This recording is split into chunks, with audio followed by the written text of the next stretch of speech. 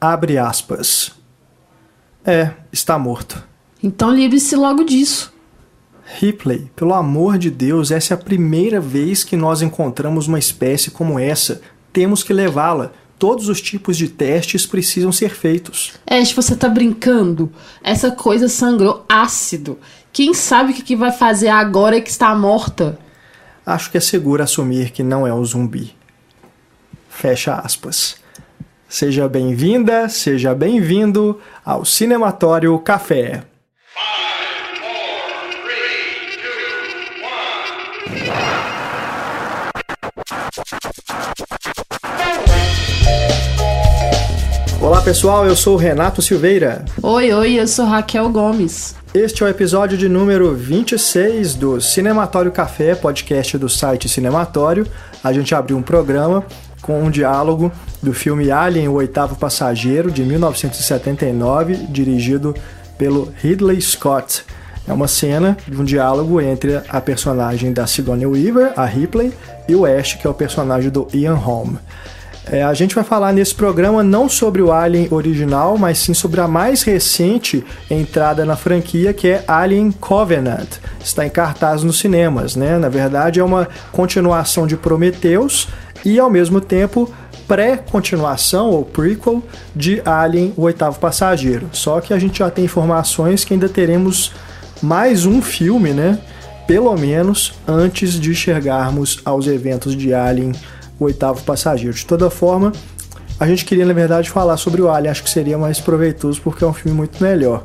Mas, como a gente aqui vem se propondo a falar dos lançamentos, a gente vai falar mais então do Alien Covenant. E conosco aqui, para esse bate-papo, está Guilherme Tomasi, que participou já do Cinematório Café em outras duas ocasiões, falando sobre Doutor Estranho e sobre Logan.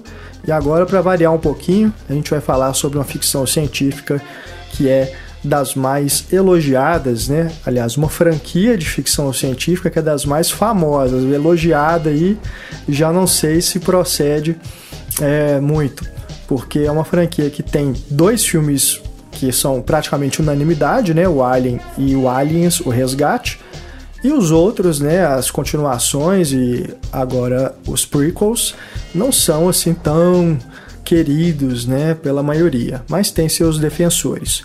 Aqui, acho que em relação ao Alien Covenant vai ser difícil encontrar defensor, né, Raquel? Por enquanto não conheço ninguém.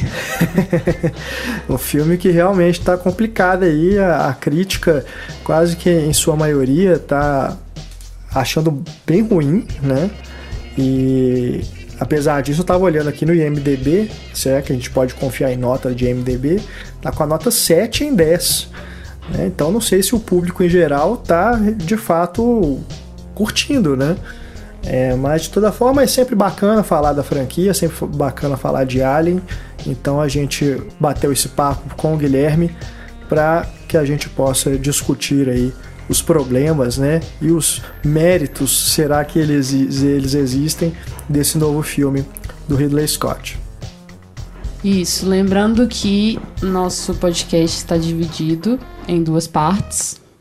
A primeira parte sem spoilers e a segunda com spoilers.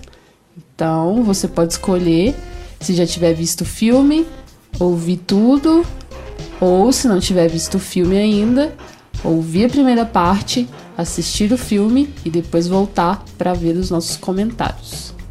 Isso, e lembrando que talvez você fique com algum barulho aí de fundo, porque tem uma obra aqui do lado, então a gente está gravando num horário que os pedreiros estão martelando aqui, então talvez aí no fundo incomode um pouquinho o barulho, mas não é nada que atrapalhe você a compreender o nosso debate, tá bom? Só mesmo dando esse aviso para vocês. Nossa paisagem sonora natural, porque é difícil, né, encontrar silêncios hoje em dia, a não ser em estúdio. É verdade. Bom, deixando aqui então os créditos para o Eduardo Garcia, que é nosso técnico de áudio, e também para o Marco Silva, do Coletivo Libertar, que faz a arte da capa do Cinematório Café para a gente. Confira aí na página do podcast os links para você acompanhar o trabalho deles. E é isso. Vamos lá para o nosso bate-papo e depois a gente volta aqui só para a gente se despedir. Bora! Guilherme Tomasi, seja muito bem-vindo novamente ao Cinematório Café. Tudo bem com você, hein? Tudo bem, é um prazer estar aqui de volta. Maravilha. E como é que foi sobreviver aí ao Alien Covenant? Foi complicado. A gente lembra da tagline do filme original, né? Que no espaço ninguém pode ouvir você gritar, né? Mas me deu uma vontade danada de gritar dentro do cinema. Pois é, a gente foi assistir a esse filme pouco depois de termos revisto o Prometheus, porque o Prometheus eu só tinha visto na época, né, que foi lançado, até mesmo para lembrar, porque eu só tinha visto no cinema, então até mesmo para refrescar assim, a memória de algumas coisas que acontecem ali e fazer uma ligação mais direta, né, com esse filme novo. E também até para dar aquela reavaliada, né? Porque na época eu até não tinha tido tantos problemas com o filme quanto a maioria das pessoas, porque foi um filme até, de certa forma, apedrejado por várias pessoas, né? E na época eu tive até uma boa impressão, mas revendo agora caiu no meu conceito.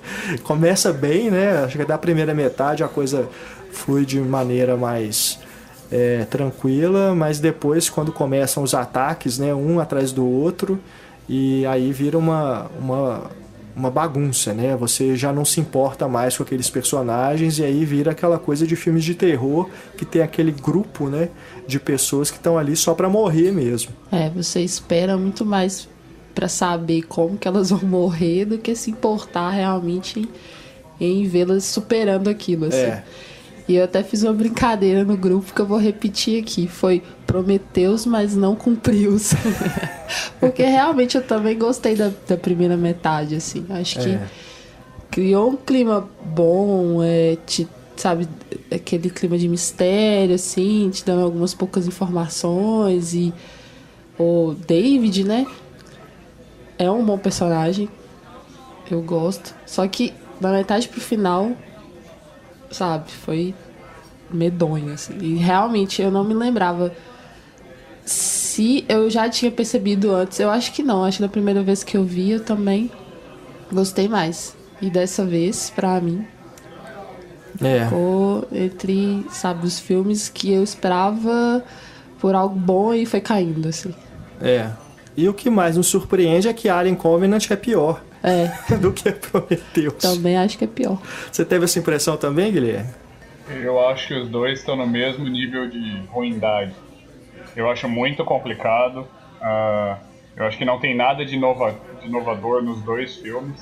E se a motivação original era servir de prequel, né, para a série original, eu acho que na verdade ele acaba fazendo um desserviço. Porque as pessoas que nunca assistiram a série original, assistindo esses dois filmes, elas vão se sentir completamente desmotivadas a assistir os outros. Pois é. Isso é um problema sério, né? Porque se a gente pegar, por exemplo, Star Wars, quem começou a ver pelo episódio 1, episódio 2, talvez desanime a continuar e conhecer os filmes clássicos, né? Agora, aqui no Alien, acho que a coisa é ainda mais complicadora, até mesmo se a gente considerar que a quadrilogia original, se a gente pode dizer assim, eu, pelo menos, gosto mesmo só do Alien, o Oitavo Passageiro, e do Aliens, o Resgate. O Alien 3 eu acho bem cansativo, e o 4, pra mim, tá no nível desses, talvez seja até melhor que o Prometheus e o Alien Covenant. Mas também não é nada assim que te faça falta, sabe? Dá sequência ali aos eventos, né? A trajetória da Ripley e tudo, mas mesmo assim, cara, não é nada que faça falta, né? Foi um filme também que surgiu assim, já naquele clima de caça-níqueis, né? Tanto o Prometheus quanto o Covenant, eles têm problemas sérios. Eles têm problemas sérios de elenco, eles têm problemas sérios de roteiro. Eles têm problemas sérios até de lógica, quando você para pra pensar. Não, e eu tenho um problema sério com esses filmes, que é a suspensão da descrença. O tempo inteiro, eu fico fora desse filme questionando. Poxa, mas isso não é assim, ninguém faria desse jeito. Enfim, sabe, é o tempo todo fora do filme. Eu não consigo entrar nele e achar que ele tem alguma lógica, que ele tem alguma coisa que me faça acreditar. Além dos personagens também. E se você para pra pensar, por exemplo, no Alien original, de 79, dirigido pelo próprio Ridley Scott, quando você tinha a revelação que o personagem do Ian Holm era um androide, aquilo era totalmente inesperado. Sim, sim. Você não sabia. Era uma surpresa, era mais uma das surpresas do filme. Existia também uma motivação por detrás das ações daquele personagem, porque a própria corporação havia dito para que ele deveria preservar aquela espécie alienígena encontrada. Ele estava seguindo a programação. Não existe motivação por detrás das ações do personagem do Michael Fassbender, dos dois filmes. Uhum. Tanto é que eles até usam uma certa desculpa nesse Prometheus, dizendo que há uma certa... são personagens diferentes, na verdade. Mas, assim, tem problemas sérios, assim, você não encaixa certas coisas. Por exemplo, uma sociedade que é capaz de criar androides tão perfeitos, pra que enviar, então, humanos para outros planetas? Não, enviam os androides primeiro, eles vão lá, preparam tudo e aí vem os humanos. E sempre humanos com muitos problemas, né? É sempre uma equipe muito problemática. Não, e eles escolhem os cientistas mais idiotas Sim. do planeta Terra. É isso que eu nunca consigo acreditar. Como assim? São sempre os cientistas mais idiotas e que tomam as piores decisões. Com problemas de relacionamento, né, entre eles, né? O líder não consegue se impor. Sempre tem problema de relacionamento. Algum personagem ali que é mais rebelde, né? Sempre tem. Esse rebelde, nossa, é o estereótipo do cara que. É o cara que vai causar chato, problema. que tá ali, parece só pra causar problema. E tem também essa questão de. É um filme que quer se aproximar de ciência, mas em relação à ciência em si, cara, é muito erro, sabe? Até. Se a gente for falar de detalhes, acho que eu vou entrar nos spoilers, então eu vou deixar para comentar depois. Mas são atitudes que eles tomam, assim, que deveria ser uma coisa já antecipada, né? Assim, pelo treinamento, pela vivência de trabalho mesmo, mas que quando chega lá na hora, parece que eles são completamente despreparados, assim. Então, isso me tira do filme o tempo todo, porque, que esse povo que é, sabe, uma equipe que seria, né, de cientistas e super gabaritados, porque a gente sabe que pra estar na NASA, você tem que ter um QI mais alto, enfim. Sim, Eu fico imaginando que a única explicação para eles mandarem essas pessoas lá é que elas são cobaias mesmo. Elas foram lá para morrer. Eu gostei dessa sua interpretação. Porque não faz sentido mesmo. Né? Manda uma equipe de especialistas para colonizar outro planeta, né? Aqui no caso do Covenant, e você vê que aquelas pessoas vão colonizar, cara, nosso novo lar, cara. Vão dar um novo lar para a humanidade, né? Aquelas pessoas. E tem uma cena ali logo no início, não vou descrever aqui, depois a gente entra em contatos, em detalhes, né, sobre o que acontece. Mas, cara, acontece uma confusão tamanha que você fala, cara, você começa a rir, gente. Olha que bagunça que esse pessoal tá fazendo, e eles é que vão colonizar um novo planeta, cara, pra gente viver. Imagina.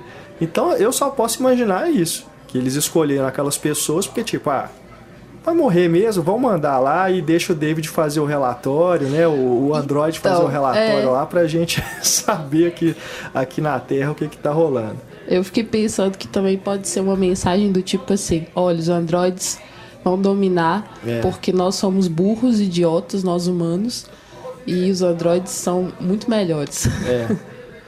Não, eu tava pensando, por exemplo, na comparação com o Alien, primeiro Alien, aquele pessoal, eles eram uma espécie de caminhoneiros do espaço, né? Aham.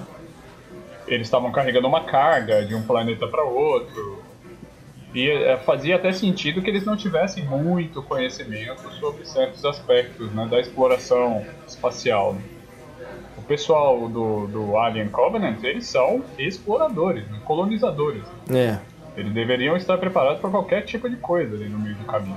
Sim, até pelo tanto de embriões, né, que eles estão carregando ali naquela nave. Não, é uma quantidade baita responsabilidade, gigante, né? De vidas, né, Sim. possíveis que serão desenvolvidas a partir dali. Então, realmente é algo que a gente fica pensando, né? Poxa, qual foi o critério, né, que escolheram para selecionar esse pessoal? Antes ainda da gente entrar em spoilers, vamos fazer mais alguns comentários aqui gerais em termos de aspecto, né, desse filme. Ele me pareceu mais escuro, né, na direção de arte, ali na fotografia, o que me deu mais a impressão de um filme da franquia Alien do que o Prometheus, que tem uma paleta de cores um pouco diferente, até mesmo dentro ali da nave, né, da nave Prometheus. Aqui eu já senti que tem um feeling mais Alien, sabe? É um filme mais escuro. E até mesmo se a gente perceber na figura do novo androide, né, que é o Walter, é isso? É, Walter. Ele tem o cabelo mais escuro que o David, né? E ele anda com aquele moletom, né, com o capuz, né? É meio que o Dark David. Então tem essa, quase que como se fosse um filme oposto ao outro, né? Mas isso é só uma impressão assim visual, porque se a gente for ver, o que acontece é basicamente a mesma estrutura, coisa, né? As coisas que vão acontecendo são quase iguais nos dois filmes. E essa escuridão eu achei um pouco excessiva. E ainda bem que não é um filme 3D, né? Pelo menos a gente não assistiu a ele na versão 3D, porque eu imagino que se o 3D já escurece um pouco, no caso desse filme seria algo mais complicador ainda. A gente tem visto muitos filmes assim, né? Mais escuros, bem escuros assim. Desde os anos 00, né? Anos 2000, né? Finalzinho ali dos anos 90, pegando aí os anos 2000, a paleta de cores dos filmes hollywoodianos ficou mais sombria mesmo, né? Pegando aí essa tendência de trazer personagens mais obscuros, né? Tramas mais sérias, mais tristonhas, né? A gente tem poucas cores mesmo nos blockbusters hoje em dia. São poucos os que se destacam pelas cores. E aqui a gente percebe essa tendência até mesmo por ser um thriller, né? Tem essa coisa do suspense, né? Então, isso é porque paira uma sombra sobre o nosso mundo. Mas a franquia Alien, ela sempre foi escura, né? Por isso que eu disse que o Prometheus, ele tem uma coisa mais diferente, uma mais azulada, assim, um pouco mais clara, talvez mais pro verde, assim, mais um verde mais claro do que o que a gente associa a Alien, né? Que é aquela coisa de um verde escuro que é do próprio monstro, né? Do próprio Xenomorph lá. Então me deu essa impressão de esse filme voltar a essa origem mais sombria, né? E a gente vai observando ao longo do filme também que a gente não vai ter cenas claras como a gente tem no Prometheus, né? Que já começa com aquela cena em que o engenheiro, né? Ele se suicida, né? Toma aquela poção, sei lá que é aquilo, né? Cai na cachoeira. Então é uma cena que até é muito bonita, eu gosto muito dela. Eu gosto também da primeira cena de Covenant, que é a clara, bem, né? Cara. Sim, o Covenant também, né? Ele começa com aquela a sala, né? Bem totalmente minimalista, clara, branca, em que o Weyland tá ali conversando com o David, né? Que é uma sequência também que ela já meio que antecipa o que vai acontecer lá na frente, né? Sobre esse personagem. E já deixa claro, né, que o segundo androide que aparece, que é o Walter, não é o David. Sim. Né? Mas depois, nos spoilers, a gente discute como que isso ainda é mais mal trabalhado ainda lá na conclusão. Né? E assim, as escolhas do próprio diretor são impressionantes. Porque eu tava falando no início que as escolhas de casting desse filme são desastrosas. Ele consegue desmerecer também um outro aspecto que era muito forte em todos os outros filmes, principalmente na representação da Ripley. Sim. Que é uma protagonista feminina muito forte, muito obstinada, né, que mesmo com medo vai em frente. É, E ele exatamente. faz desse personagem da Catherine Watterson algo bem diferente É dos verdade. outros. Em É, relação a Ripley, em relação a Doutora Elizabeth, né, do Prometheus. Isso. De fato, é. Me pareceu até pela forma como ela se comporta, né, durante o filme, de ser uma heroína nos moldes da Ripley, né, eu lembro das primeiras imagens que saíram do filme, eu até tive uma impressão assim, mas será que ela vai ser a nova Ripley? Porque aquele cabelo curto, né, a camiseta, segurando uma metralhadora, bem né? evocativo, né? É, eu tive até essa impressão, mas depois eu vi que na verdade era um prequel, então não tinha nada a ver com a personagem da Ripley. Mas de fato, né, é uma personagem de certo modo inferior, né, à representação feminina das certo outras modo, duas. não, eu acho bem Bem inferior. inferior.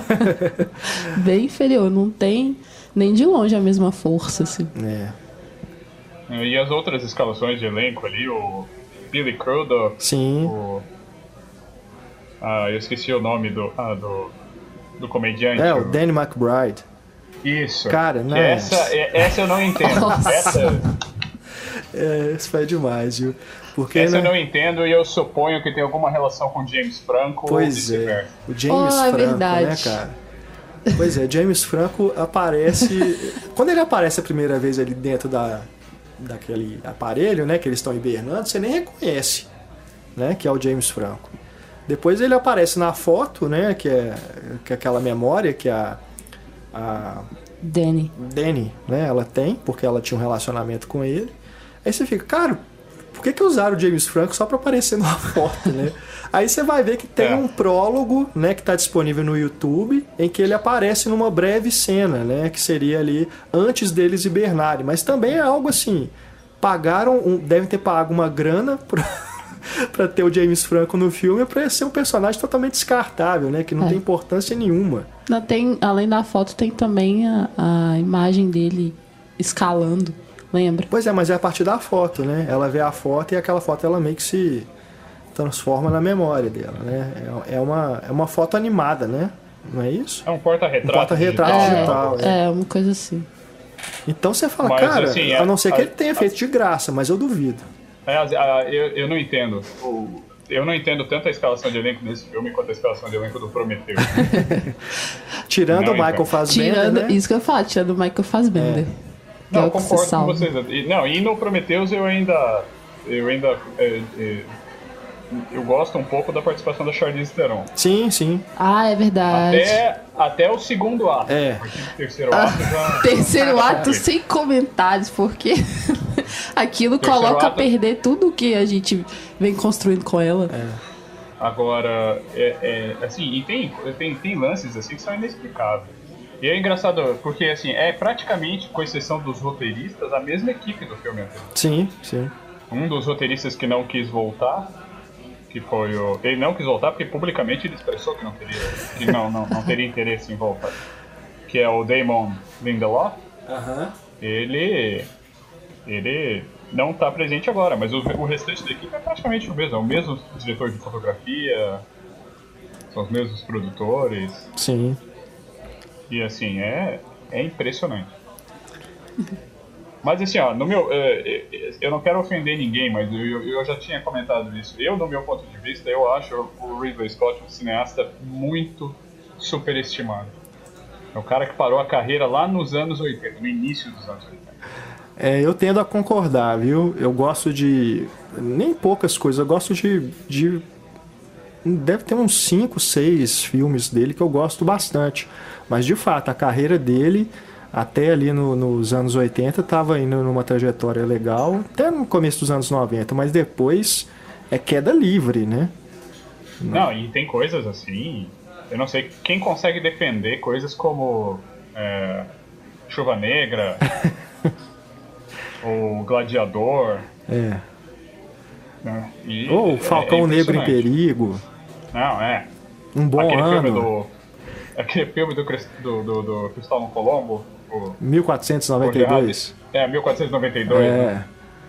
Não tem assim... Não, o próprio Hannibal também, né? Não é um filme interessante, né? Exatamente. Eu gosto, por exemplo, desses filmes mais recentes dele, eu gosto de O Gangster.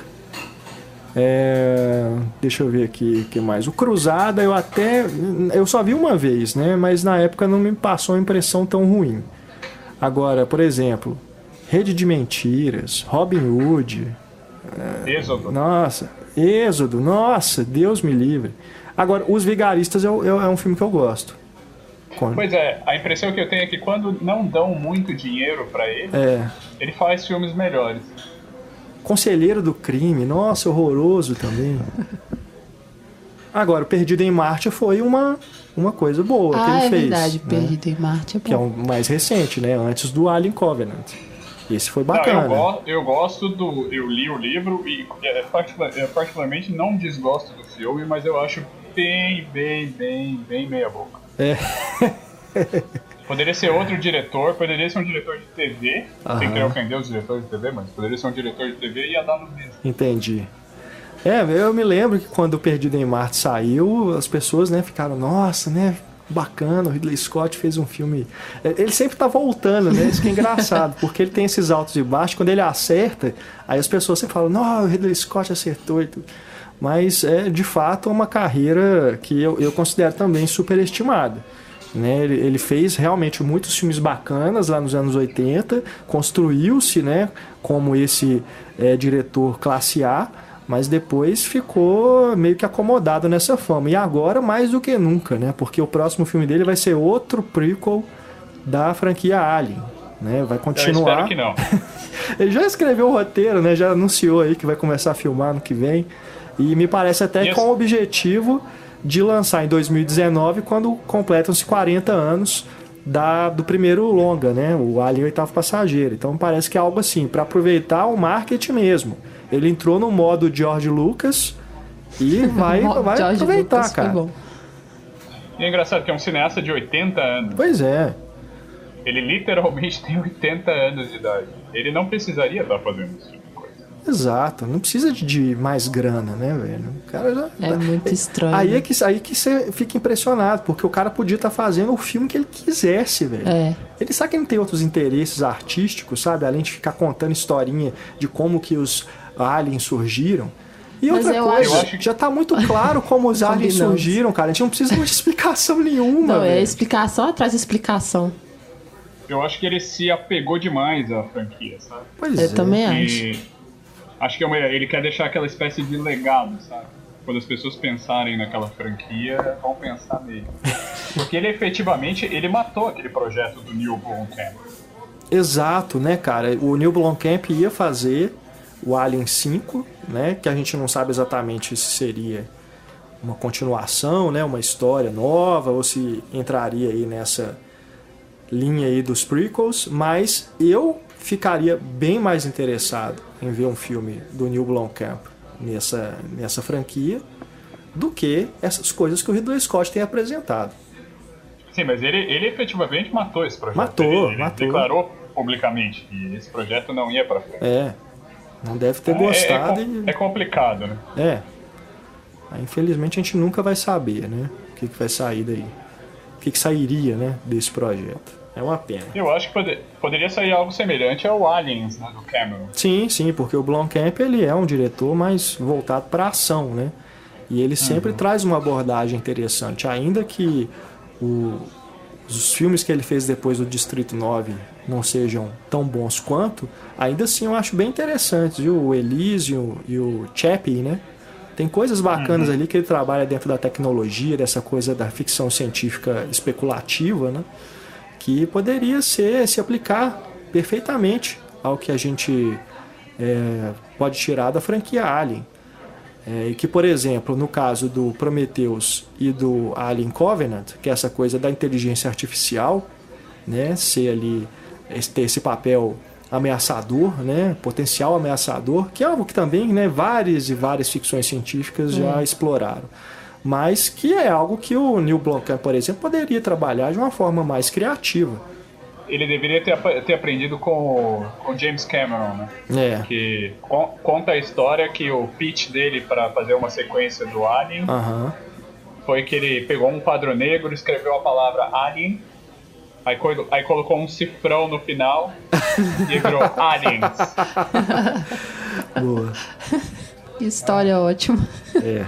Eu acho mais interessante para o pessoal que vai ouvir o podcast, em vez de perder o tempo no cinema, se quiserem esperar pelo home video do filme, assistam o making of do Aliens do Cameron. Bacana, é. Que ali mostra ali todo o processo criativo por detrás das decisões dele. É bem interessante mesmo. E esse Alien Covenant também me passou mais essa sensação de ser filme de ação do que um thriller, né? Exatamente como é. Porque o Alien original, ele tem essa diferença, né? É um filme de terror. Ele não é um filme de ação, né? É um filme de terror situado dentro da ficção científica. Terror espacial. E mesmo assim na representação da violência, você quase não tem essas coisas explícitas, né? Essa sanguinolência toda que a gente vai encontrar aqui no Alien Covenant, por exemplo. Que é um filme mais movimentado, me parece até com essa proposta de ação que o James Cameron levou, né, no segundo filme, mas que o Ridley Scott, cara, honestamente, ele não é diretor de ação, né, dos melhores. Então fica aquela coisa assim, no meio do caminho, né? Você vê aquelas cenas ali, as coisas acontecendo, mas você não tem aquele envolvimento, né? Me parece que você fica mesmo nessa posição do espectador, né? De observar aquilo acontecendo, as mortes, as explosões, né? Aquela confusão toda, mas você não se sente envolvido. Eu, pelo menos, não me senti envolvido pela ação do filme. Teve uma hora lá que eu até ri, quando né? não devia tá sentindo vontade de rir, eu ri. Isso é problemático, né? É bem complicado. É um filme bem complicado de tentar defender. Agora você falou da versão de home video, aí o Ridley Scott tem essa mania de fazer versão do diretor, né? Sempre com algumas mais cenas, né? Adicionadas quando o filme sai em DVD e Blu-ray. Eu acredito que para versão home video desse filme ele deveria incorporar aquelas cenas de prólogo que estão no YouTube, porque ainda que elas não sejam importantes assim no sentido se você não assistir você não vai entender o filme, elas adicionam informações que são interessantes, né? Ali no começo, por exemplo, tem um dos prólogos que mostra exatamente o que ocorreu depois, né, do Prometheus, que o David e a Elizabeth entraram na nave dos engenheiros e ela reconstruiu o David, né? E a partir disso eles tiveram um relacionamento mais amistoso, né? E o outro prólogo que mostra a equipe, né, a tripulação da nave Covenant reunida antes de hibernar, dá uma possibilidade da gente conhecer um pouco aqueles personagens antes deles aparecerem no filme, né?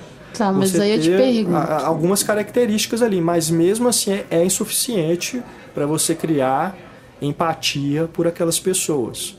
Né? Porque é muita gente, tem isso, é muita gente. O filme não dá tempo de você conhecer todo mundo. Eu não vi os prólogos. E aí eu queria saber de vocês. Essa estrutura de disponibilizar prólogo no YouTube para complementar o filme em si, o que vocês acham disso, assim? Esses prólogos aí que o Renato mencionou, eles nada mais são do que cenas deletadas do filme. Exato. Eles estariam no DVD naquela parte de cenas deletadas do filme. Tanto é que, por exemplo, se você assistir as cenas dos prólogos após o filme, você sabe exatamente onde elas iam se encaixar. Então, assim, eu não vejo muita complementação à história. Eu concordo que não complementa nada, são cenas excluídas que aproveitaram para usar de marketing, né? Mas assim, colocar só no YouTube vai ficar restrito a quem tem costume de procurar essas coisas no YouTube. Por que não colocou como um trailer, sabe? Para passar antes do lançamento? Porque são cenas curtas, sabe? Essa que mostra o David e a Elizabeth na nave, ela tem 2 minutos e meio. Então é o tempo de um trailer, sabe? Seria uma estratégia de marketing interessante. Não sei se passou, né? Em algum cinema passou. Mas acho que seria mais interessante para ir preparando, né, pro lançamento do filme. Mas de fato, eu acredito que quem não assiste a essa cena não vai ser prejudicado, entendeu? Se assistir ao Alien Covenant no escuro, sabe? Isso me fez pensar em formas de se utilizar as diferentes mídias, assim. Porque, por exemplo, vocês estão falando que não complementam, mas de repente poderia ser interessante esse diálogo entre YouTube, cinema, televisão, sabe? Mais aprofundado. Sabe? Um filme no cinema. Um filme no cinema que te leva a um outro conteúdo no YouTube ou na TV, sabe? Mas não uma coisa assim, puramente marketing. Mas um uso pensado mesmo desse diálogo, assim. Eu acho interessante, eu só acho que não pode ser algo assim, obrigatório. Sim, claro. O filme, por exemplo, o filme só vai funcionar se você assistir ao prólogo ou uma cena posterior. Eu também concordo que tem que ser coisa independente, mas que realmente estejam ligadas e complementem, sabe? Sim. Isso é algo a se explorar, assim, em termos de linguagem mesmo, sabe?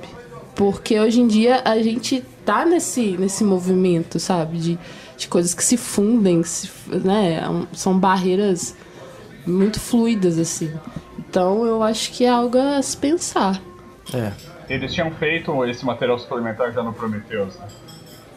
Tinha uma... É verdade. Só que ele não naquele caso eles não eram cenas deletadas, simplesmente. Eu me lembro que tinha uma palestra do TED Talk do personagem do Guy Pearce, onde ele explicava a visão dele toda para colonização espacial, e todas as ideias, que não tinha a mínima função dentro do filme, mas era mais um material suplementar. Até interessante o TED Talk, como se o personagem realmente estivesse lá fazendo uma palestra, assim, né? E aí eu achei mais interessante do que esse que eles lançaram agora. Não sabia disso. É uma coisa interessante mesmo. Pensando aqui, até mesmo a cena inicial do Weyland com o David, né? Ela podia ser um desses prólogos também separados, porque ela não faz muita diferença. Se a gente for pensar, ela até já antecipa que o David vai aparecer em algum momento. Né? Aquilo ali não é gratuito, né? Então, se não tiver, vamos imaginar, se não tivéssemos aquela cena inicial e o David surgisse lá na frente, eu acho que a gente, pelo menos o espectador um pouco mais ingênuo, poderia se surpreender de uma forma mais gratificante, sabe? Para a construção da trama. Porque aqui você já meio que antecipa. Aí você conhece, primeiro, você já fica imaginando que o Walter pode ser o David, né? Que está usando um outro nome. Aí depois que você tem essa informação de que, na verdade, ele é um outro androide, né? Desde o início, o David já tá na sua cabeça ali. E quando aparece o Walter, realmente, a primeira coisa que eu pensei foi isso. Será que é o David numa nova versão, mas sendo ele mesmo, sabe? Enfim. Mas vocês não acham isso problemático para quem não viu Prometheus? Sim. Porque aí você necessitaria de assistir ao Prometheus para ter essa informação, é verdade. Para saber quem é aquele personagem, né? Se ele surge do nada e você fala, quem é esse cara? Porque ele tem que pensar que todo filme é uma introdução, né? É verdade. Ele não pode... Porque não é anunciado parte 2, parte 3. Pois é, essas coisas são complicadas, né? Mas, de fato, ele tem que pensar o filme como algo fechado, né? O ideal seria isso. Até porque tem muito tempo. De fato, essa cena inicial, ela faz mais sentido, né? Pra quem tá vendo esse filme, começando por ele, né? Pra saber que aquele personagem, ele tinha uma história anterior, né? Mas, enfim, eu acho que a gente já pode entrar nos spoilers, porque já tá ficando difícil de comentar as coisas, né? Sem entregar os detalhes. Então, a partir de agora, quem não assistiu ao Alien Covenant, fique avisado que entraremos em descrições mais detalhadas de cenas do filme. Falando então da aparição, né, do David, quando ele surge e aí ele tem aí vai ter esse encontro, né, com essa outra versão, esse outro androide. Aí eu já começo a me imaginar também que isso abre caminho para prequels de Prometheus, pra gente Nossa. saber Não. como que, Pelo amor. Não como dei que ideia. surgiu, como que tiveram a ideia de criar o David, sabe? Com essa aparência, né? Com essa filosofia, vamos dizer assim, porque o Walter dá essa informação para ele, né? De que ele é uma versão atualizada, né? Do robô, né? Do Android. Tem até aquela questão ali dele conseguir se... meio Wolverine, né? Ele sofre um ferimento, aí ele se regenera. E tem essa questão também, que essa eu achei interessante, dele falar que as versões mais novas não têm humanidade, né? Porque isso representaria um risco, né, maior para esse robô se rebelar, por exemplo. Então isso eu achei interessante também. Agora, em relação à interpretação do Michael Fassbender, aí eu já começo a ficar mais com o pé atrás. Porque ele vai jogar aqui com a coisa do efeito Kuleshov, né? De você ter aquele rosto A expressão. sem expressão, né? Mas que quando isso precisa ser usado, não funciona. Que é justamente depois que os dois se enfrentam, você não vê a conclusão desse confronto, e aí você supõe que... Aliás, o filme quer que a gente suponha... O filme quer, porque que aquele eu não é o fui Walter, levada né? a supor isso. Pois é, e não funciona, cara, porque você já começa a perceber a atuação do Michael Fassbender, como o David e como o Walter. Então, quando ele ressurge ali na nave, né, e fala que ele conseguiu matar o David, alguma coisa assim, você olha pra ele assim, esse não é o Walter, cara. E aí o filme vai prolongando isso até a última cena, cara. Aí já a suspensão da descrença já foi toda pro espaço. Literalmente. Mas se você prestou atenção na lógica ali do filme, você sabe que não é o David. Pois é. Quer dizer, você sabe que não é o Walter, porque o David se regenera. É. E ele tá todo machucado ainda, né? Aham. Então, assim, o filme mesmo já entrega que não é. É verdade. Ele Aí corta a própria ele deixa mão, né? Pra te enganar, né? Sim. Mas você vê na cara dele, você vê, bicho, que tem expressões ali, mais sutis que sejam, que entregam que ele não é o Walter, Não, exatamente. né? E agora, assim, os dois filmes, eles são aqueles tipos de prequel que são feitos pra responder perguntas dos originais, né? Aham. Então, tipo, Prometheus é sobre o que eram aqueles alienígenas lá, os Space Jockeys lá, que são os... Que aí no Prometheus eles recebem os nomes de criadores, é isso? Os engenheiros, né? Engenheiros. Os engenheiros, Isso. isso. Que no original eles chamavam, a denominação era Space Jockeys. Exato. E aí o Covenant é como surgiram os Xenomorphs. É.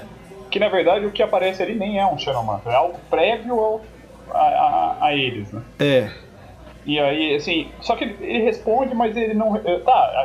no Covenant tá respondido. Foi o Walter que criou. O David. O David. Não, o David, aí eu até já confundi um com o outro. Não, foi o Fassbender. Não, pra ficar Foi mais fácil. Fassbender. Tá, então já tá definido, sabe? Aham. Então... Mas Que, aliás, valeu a pena?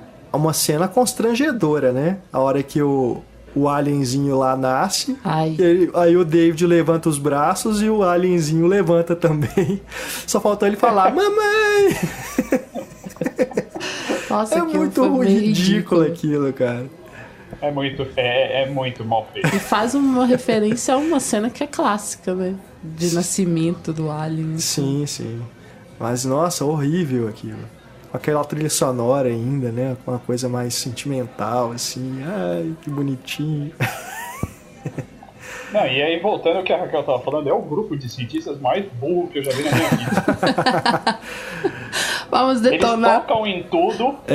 Não usam máscaras? Não, eles tocam e... Não usa máscara. Exatamente. Cara, você foi pra um planeta que nem tava na sua programação, pra começar. Já começa aí, né? Pra começar, eles o cara demoraram... decide sair da rota assim. Não, nós temos que ir lá ver o que é isso. É porque a própria dele fala, poxa, tem um planeta que a gente passou anos estudando, a gente tem todas as informações e assim, você tem certeza disso? Não, vamos lá. Eu até tentei ficar pegando algumas justificativas, por exemplo. Eles estavam de saco cheio de ficar dormindo ali tanto tempo, estavam com medo porque tinha acontecido aquele problema enquanto eles estavam no sono, no criossono. Aí eu pensei, de repente a tripulação meio que perdeu a cabeça por causa desse problema. Mas mesmo assim, sigamos. Aí foram parar nesse planeta que não deviam ter ido. E vão completamente despreparados. Sabe? Não é só porque a atmosfera tá legal que significa que é um planeta como o nosso, oba, vamos explorar, fazer tudo que a gente faz. Fumar à vontade, tocar em tudo à vontade. Sabe? Isso pra mim é terrível, assim. Porque você não sente que é real aquilo ali. Você sente que sei, tudo parece que é pra acontecer mesmo problemas, assim. Não, é incrível. E assim, eles repetem a mesma estupidez da tripulação do Prometheus. Não aprenderam nada nesses anos todos. Cara, não, aquele momento ali que eles ficam desesperados, né? Aí vai correndo com um pra entrar na nave pra poder salvá-lo, né? Outra coisa ali, também que tem N questões problemáticas ali, porque nitidamente é uma infecção em um planeta desconhecido. E que no Prometheus, assim, a Charlize Theron ainda fala, assim, não, você não vai entrar aqui. Você não vai. A única sensata. A outra não, essa do Covenant, ela tá nem aí, né? Ela deixa entrar e tudo, beleza, e acontece o que acontece. Não, e parece que eles não têm nenhum protocolo em relação a essas coisas. Sabe? Não, tem nada. Eles não têm nada. A gente tem protocolo aqui hoje, gente, na Terra, normal, sabe? Todo mundo sabe o que tem que fazer e tudo. O povo lá não tem protocolo nenhum. Não, e eles ignoram questões de segurança. Sabe? Tipo, não, a nave vai se despedaçar se eu entrar na... Não, vamos entrar. Não tem problema. Mas tem 2.000 pessoas aqui a bordo. Foda-se. Que problema é esse? Foda-se. Não, aí depois começa um show de trapalhadas, né? Porque é um tal de escorregar. Nossa, isso aí foi terrível. Até explodir tudo. Você fala assim, cara, que é isso? Que são essas pessoas, bicho? Nossa, essa de escorregar foi quando eu comecei a rir, assim. Não, na hora mesmo, porque o cara tá lá loucaço, né? Dentro da enfermaria, tremendo, né? Com o trem saindo das costas dele. Não, ele tá parecendo um zumbi já. Aí a outra vai lá dar um abracinho nele. Não faz sentido. Não faz sentido nenhum esse abracinho. Eu até achei assim, né? Tipo, ela vai abraçar porque ela também já sabe que vai morrer, então pelo menos vai lá pra demonstrar alguma humanidade, né? Mas não, aí na hora que ela vê que não, o trem tá pegando... fogo aqui. Ela sai correndo, abre a porta pra eu sair daqui. Esses dois filmes, cada um deles tem uma cena que me deixou enfurecido no cinema. No Prometheus foi aquela que as duas estavam correndo na frente da nave. Nossa, essa é terrível. Em vez de correr pro lado. E mostram. Entendeu? E mostram muito nitidamente o espaço que tem pra correr do lado. Porque se nem tivesse mostrado isso, mas mostra tem aquele plano aberto que dá pra ver perfeitamente que os lados estão livres. Cara, não tem nada que impedia. Nesse Covenant, assim, tem aquela cena que o Billy Crudup vai ver o que tem dentro do ovo.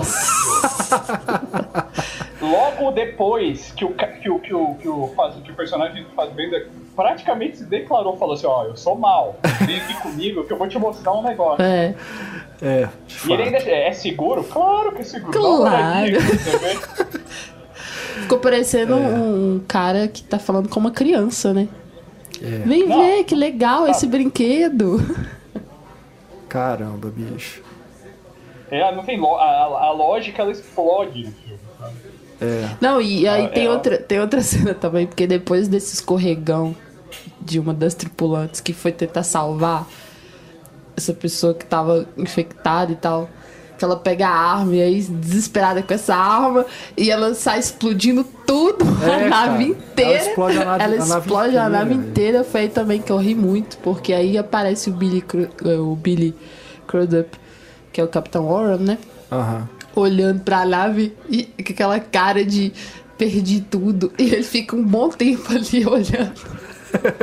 E eu, assim, era um momento que, sabe, não era pra provocar riso. E eu tava achando aquilo engraçado. Eu tava vendo, olha, tanta burrice, o que leva. Não, mas isso justifica a presença do Danny McBride, porque o filme então é uma comédia mesmo. Mistura tudo, né? Uma comédia, uma ação. Aí quando você percebe assim que o Danny McBride ficou lá em cima, né? Na nave. E ele ficou lá junto com mais dois, né? Se eu não me engano. Na hora eu pensei assim, cara, não acredito que o Danny McBride vai ser o salvador do dia. Vai salvar a pátria. Eu não acredito nisso. E ele é um dos últimos, um dos que sobrevive, né? Sim. Ele é o piloto que acaba sendo, de fato, o salvador ali da sequência final, né? Com aquela manobra que ele faz. E Sim, é uma sequência também altamente assim, você tem que suspender a descrença muito, porque a garota lá tá pendurada naquela corda, a nave dando altos loops lá e ela... Uou! Não acontece nada, né? Nem se machuca. Você para pra pensar, não tem cabimento, sabe? Não tem. A lógica ali é insana, a lógica. Não, Eles conseguem eles conseguem me fazer uma tripulação composta de casais. Exato. E aí eles não estabelecem que... eles não conseguem pensar que a premissa já não faz sentido. Uhum. Como é que você vai colocar uma pessoa numa situação que ela tem que tomar uma decisão, que a decisão pode ser a morte do parceiro dela? Exato. Já começa ali já, né? No início do filme. E aí você vê, não, mas... eu não sei nem o que falar, cara. Não. Pode ser uma raiva tão grande no cinema, não tá gritado, né? E por falar em casais, tem uma cena de sexo ali no chuveiro, em que o sexo é punido no melhor estilo Jason Voorhees, né? Total. Os caras estão lá ali, no único momento que eles estão tendo pra relaxar, né?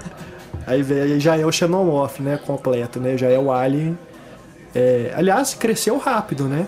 Não, aquele ali não é o Xenomorph, aquele ali é um Protomorph. Protomorph, entendi. Ele é anterior ao Xenomorph. Entendi. Nossa, eu Mas nem... mesmo assim, ele cresce muito rápido, ele fica adulto muito rápido. É por isso que ele nasce com um bracinho já, pra abraçar o Fassbender. Né? Mas ele já tem essa característica de se desenvolver mais rápido, assim? De já crescer. Aí eu já não sei, né? Os detalhes, assim, biológicos dessa criatura. Eu nem sei essas diferenciações, assim. Mas são dois, não são não? Porque tem esse que nasce lá ainda dentro do planeta, né? E depois tem um outro, que é na nave que ele se desenvolve. Não, mas tem uma explicação, né? Lá durante aquela parte que eles estão naquelas ruínas, o David explica que ele fez diversos experimentos no planeta com todas as formas de vida e ele achou lá, aí mostra um zoom de uma... acho que é uma abelha, uma vespa, alguma coisa assim. Aham. Que essa vespa, para se reproduzir, ela incuba dentro do hospedeiro. Entendi. E foi dali que ele criou, não sei de que maneira, mas ele criou os facehuggers, né? Aham. Que aí ele usou o corpo da Elizabeth Shaw pra Exato, agora tô pra lembrando. incubar essa forma final. Isso. Ai. E aí... Mas isso, explicar essas coisas também, né, velho? Quem realmente estava interessado em saber isso, cara? Não, sério, eu me pergunto assim, quem tá nos escutando agora, você realmente estava interessado em algum momento da sua vida em saber como os aliens surgiram? Porque os filmes originais, eles não dão nenhuma curiosidade nesse sentido. Aquele é um monstro e pronto, acabou. Ele existe e tá ali pra matar, e pronto. E sabe que Você esse sabe mistério... por que eles surgiram, como que eles foram criados, por quê? Esse mistério, esse desconhecido é muito mais interessante em termos de ficção científica, em termos desse terror mesmo, assim, sabe? Do que ficar explicando tudo. Eu volto aqui à fala do Guilherme no início do podcast. Acaba sendo nocivo pra franquia, porque você faz esses filmes ruins, né? Você vê o absurdo daquilo. Aí as pessoas vão se desinteressar pelo restante. Eu espero realmente que o próximo filme não chegue ao ponto de estragar o Alien original. Porque, por exemplo, se a gente voltar a Star Wars, pelo menos no episódio 3, o George Lucas conseguiu fechar algumas pontas ali que fazem o episódio 4 se tornar um filme ainda melhor, né, quando você assiste na sequência. Então, pelo menos ele conseguiu fazer isso, porque se ele seguisse no mesmo caminho que vinha no episódio 1 e no 2, ele corria o sério risco de fazer o episódio 4 se tornar inferior. Eu espero realmente que o Ridley Scott não caia nessa cilada, porque se o próximo filme se assemelhar a esses dois, ou a gente vai ter que ignorar realmente, esquecer que esses filmes foram feitos e ficar só com os originais, ou então a gente corre sério risco de reassistir ao Alien, o Oitavo Passageiro, e ficar lembrando desses filmes, entendeu? Por causa dos links com a história. E falar assim, cara, então foi por isso que tudo começou, sabe? Eu acho que o Ridley Scott ficou vendo muito YouTube, tipo aqueles programas, aqueles vídeos, alguma coisa explicada. Ah, tem essas manias agora, Tem, né? porque tem muito filme que tá lá. Tal filme explicado. Aí eu acho que ele entrou nessa vibe, assim. Nossa, cara. É porque, assim, diferente do Star Wars, que tinha aquelas coisas soltas, né, nas falas do Obi-Wan, por exemplo, né, que ele menciona lá as guerras clônicas, a gente não sabe o que é, ainda que nem precisasse a gente saber, né, mas pelo menos nos filmes a gente tem uma explicação, de fato, para algo que foi sugerido. Agora, você assiste o Alien Oitavo Passageiro, assiste os outros filmes, não fica nada no ar, assim, que necessite de você ter uma trilogia nova para explicar a origem desses bichos. Sabe? É isso que me intriga, assim, por que contar essas histórias? Quem está interessado realmente em saber essas histórias, entendeu? Como eu disse, é indefensável, não tem nada. Não tem nada que salve o filme. Cara, que coisa. Que coisa. Não tem uma assim, não tem nada. Ele assim, ele comete pecados à torta e à direita. Ele imita o original, ele imita o Aliens, e ele deveria ser uma coisa totalmente diferente. E aí quando eu falo que ele é um cineasta superestimado, eu assino embaixo no que eu tô falando. E aí a gente vai ver a diferença, vai notar muito bem essa diferença quando a gente for assistir o Blade Runner 2049. Que aí as pessoas vão ver que não é só o Ridley Scott que era capaz de fazer aquilo, etc. Porque o Denis Villeneuve vai fazer. Tomara, né? Ah, não, eu tenho certeza. Eu acho que ele é bem capaz. Eu também acredito que ele tenha capacidade para isso, pelos filmes que a gente já viu dele, né? E tá bonito, né? O material que já foi mostrado, realmente parece que o filme ficou bem bonito. Então, assim, você vai poder comparar uma coisa com a outra. Porque as comparações até agora do Ridley Scott perdem todas. Porque Aliens do Cameron, pra mim, é uma das poucas sequências que é melhor que o original. Aí eu já não sei, porque como são filmes de propostas diferentes, né? Um vai mais pro lado da ação, o outro é um filme de terror. Eu coloco os dois pra mim empatados. Eu não sei, eu prefiro Aliens do que Alien. Entendi. Pra ser bem honesto. Uhum. Não, de toda forma, são dois filmes N, né, vezes melhores do que esses dois que a gente viu agora, que o Scott dirigiu. Pois é, e olha só, atualmente a gente tem tantos recursos novos que poderiam tornar esses filmes mais interessantes e não são. É muito decepcionante, assim. Tem tantos cineastas novos, né? Também. Exato. Porque essa onda de prequels que tá tendo agora, elas estão sendo comandadas por cineastas, praticamente todos eles vindos do cinema independente. E por que não fazer isso, então? Pois é. A gente tem uma oportunidade, né? A Fox é notória, né? Em interferir nessas coisas. Exato. Eles conseguiram cagar o Alien do Fincher. A Fox deve ser o pior estúdio de Hollywood, cara. Só não é pior do que a Warner com a DC.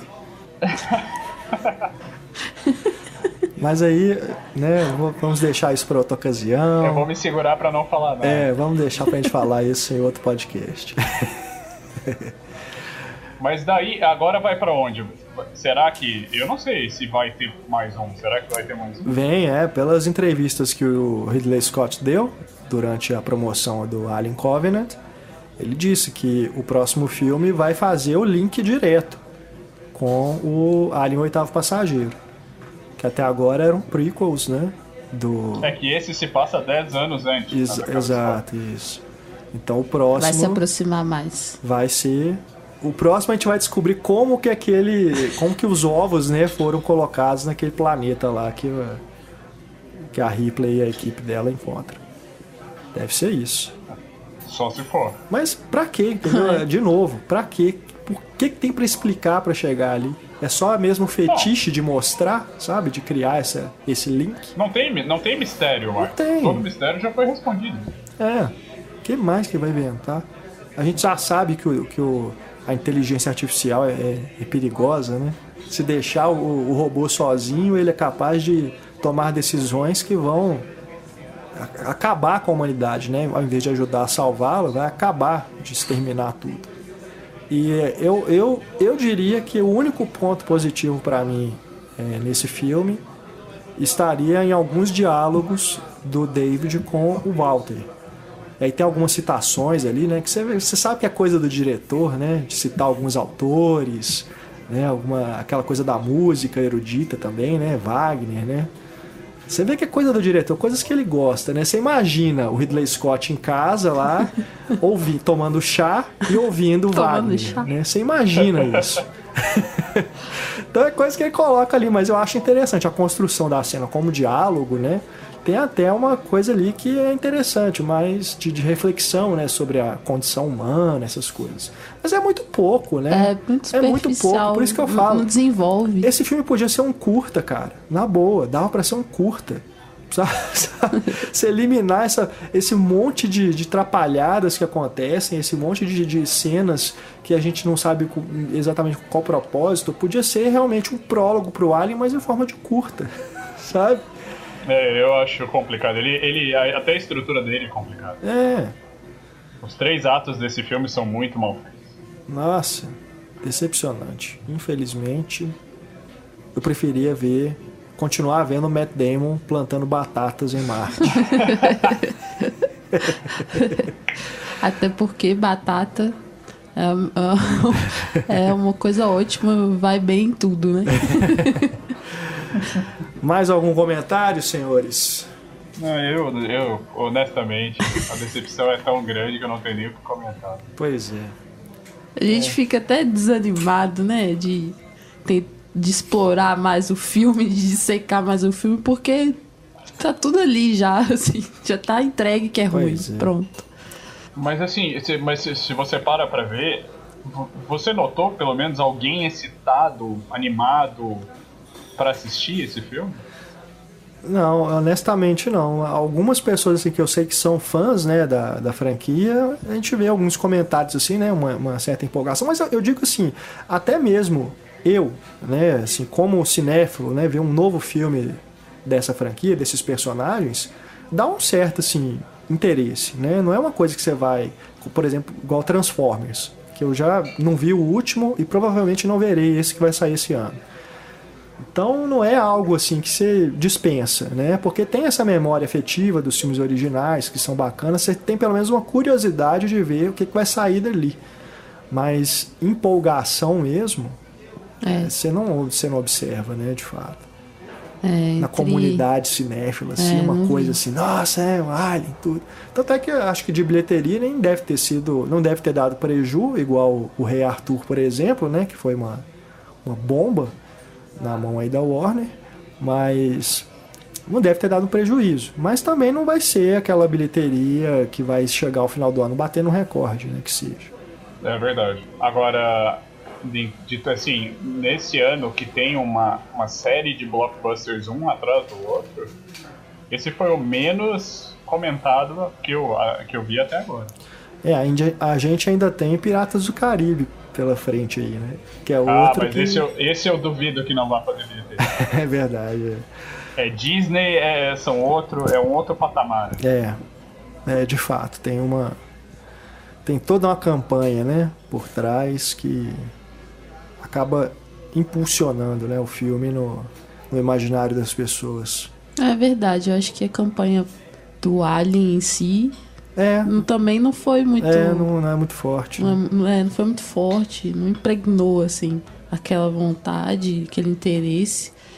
É uma falha, né? É uma falha até nisso, porque, assim, é algo que tem uma história, assim, né, pregressa. Então eles poderiam ter explorado isso, sabe? Pra dar essa vontade maior nas pessoas de voltar na história e tudo. Nem isso eles trabalharam muito. É complicado. Erros do início ao fim. Não dá pra salvar nada. Compadre, pra gente fechar aqui o nosso papo... Vamos falar de coisa boa? Talvez aí, até pra jogar um pouco pra cima o nosso ânimo aqui. Embora tenha sido divertido falar mal do Alien Covenant, né? Vamos combinar. O que você tem visto, além desse filme, que te trouxe um pouco mais de alegria no coração? Nossa. Ultimamente eu não ando tendo muito tempo, mas assim, eu tô tentando me atualizar em algumas séries e filmes. Certo. E eu tava muito curioso pra assistir aquele filme, aquele terror Get Out. Sim. Que aqui no Brasil vai chamar Corra. Corra, isso, acabou de estrear. E eu fiquei até um pouco, assim, triste quando eu vi o Seabra, Marcelo Seabra, falando que tinha sido uma coisa, assim, era aquele hype demais. Sim. Que não era muita coisa. E assim, eu já fui... Eu fui assistir meio que... chateado.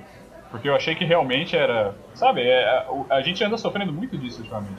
Muito hype, chega na hora... Decepção, né? Decepciona. E pra minha surpresa, eu não concordo com o Seabra. Eu gostei bastante.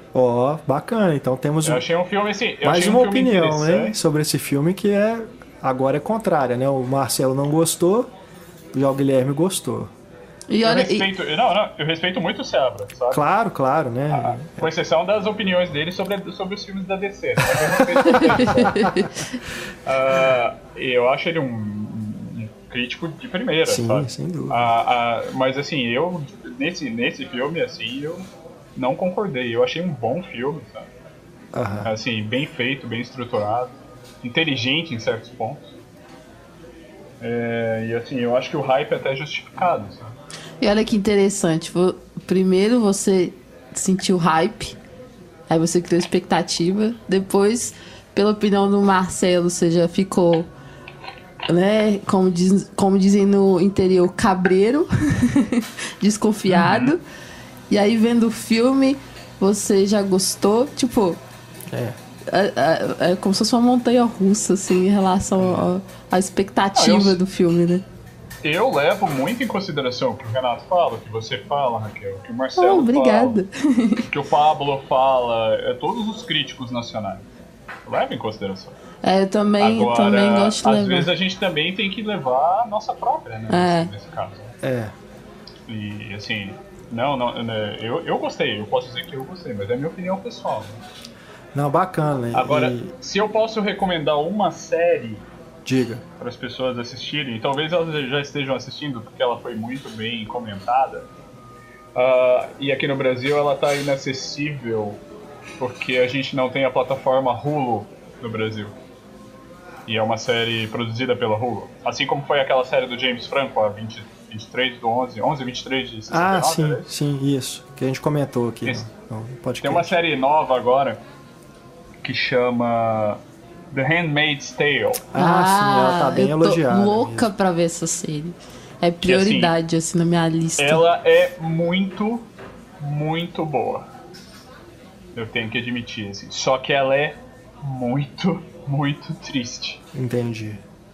Então, assim, eu recomendo quem queira assistir, principalmente quem gosta de ficção científica, de que fala sobre distopias, essas situações assim. Ela é bem, bem interessante. Massa. Só que assim, eu recomendo que se assista um episódio por semana. Não tentem assistir tudo de uma vez, porque É pesado. ela é bem pesada. Acho que pode ser. Bem pesada. Pode ser uma série pra gente abordar aqui no De Ponta a Ponta. Que é o nosso, Isso, nosso ela formato. é uma série de 10 episódios, assim, e ele, diferentemente do Netflix, eles não são lançados todos de uma vez. Então, assim, é um por semana, o que até ajuda a você absorver aquilo, sabe? Aham. Mas ela é bem pesada. Mas Legal. ela gera uma discussão interessante.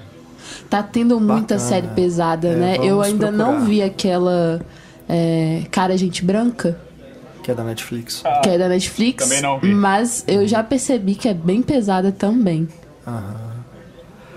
E agora tem a segunda temporada no Netflix, uma série que é muito boa, que é o Master of None. Com o... Com o... Como é que chama o comediante? Aziz Ansari. Isso. Isso. Isso. E ela é muito boa porque ela, assim, ó, ela tem uma inspiração no cinema muito grande. Legal. Ele fez o primeiro episódio dessa segunda temporada é uma homenagem ao cinema italiano dos anos 60. Então, assim, ele é bem bonito. Pra quem gosta de cinema, eu recomendo. Fechou, então? Acho que É sim, isso? né? É isso. Maravilha. Guilherme, muito bom falar com você, né? Como sempre. E em breve a gente marca mais um bate-papo aqui. E aí eu deixo você escolher a pauta. Pode deixar. Então tá. Um abração, meu amigo. Abraço, Um abraço. Guilherme. Até a próxima. Até. Valeu. Raquel Gomes, simbora, né? Temos playlist Nada para mais esse a- episódio. Nada mais a dizer. Não, nem me inspirou a fazer playlist. Olha só, tem uma música no filme, aliás, nem toca a música, né? Que na hora que eles têm aquela transmissão, eles identificam que é uma música do John Denver, né? É. Mas, enfim. E tem a franquia não música tem, né? clássica, É, né? a música do Wagner. Vamos fazer uma playlist clássica, então. Eu tô brincando. Mas, É a única coisa possível. que Porque, seria... sinceramente, não me inspirou. Esse filme foi complicado. Mas é isso, então. Vamos só dar os últimos recados aqui. A gente vai fazer no próximo episódio um programa sobre a série Sense8, tá? Naquele formato que a gente explorou no podcast de 13 Reasons Why. Então a gente vai comentar episódio por episódio, né? Então é para você que ainda não viu a série poder assistir a ela e ouvir o podcast aos poucos. E quem já viu a série toda pode ouvir tudo numa sentada só também.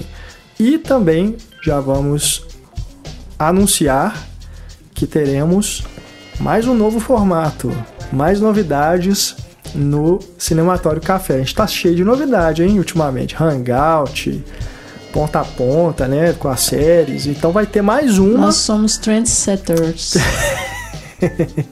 A gente vai ter Ou melhor. mais um formato agora com Twin Peaks, né? A volta de Twin Peaks. Então, preparem-se, fãs de Twin Peaks. A gente também vai falar sobre a série aqui no Cinematório Café. Daqui a pouquinho vocês vão poder conhecer essa novidade. Digital influencers. Então, é isso. Pessoal que quiser acompanhar a gente também pelo nosso grupo no Telegram, será, como sempre, muito bem-vindo. Se você tem interesse de se juntar a nós, envie um e-mail ou então deixe um comentário pra gente na página do programa ou nas redes sociais e a gente manda o link para vocês. Já somos mais de 120 pessoas conversando sobre cinema lá no Telegram. Cinema, séries, entre outros assuntos, política também.